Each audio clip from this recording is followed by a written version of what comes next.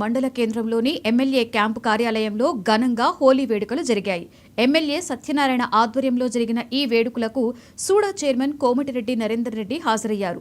కాంగ్రెస్ కార్యకర్తలు శుభాకాంక్షలు తెలుపుతూ రంగులు పూసుకున్నారు. ఈ సందర్భంగా ఎమ్మెల్యే మాట్లాడుతూ కులమతాలకు అతీతంగా అందరూ సంతోషంగా పండుగ చేసుకోవాలి అన్నారు. కరీంనగర్ జిల్లా ప్రజలందరికీ కూడా హోలీ శుభాకాంక్షలు తెలియజేశారు.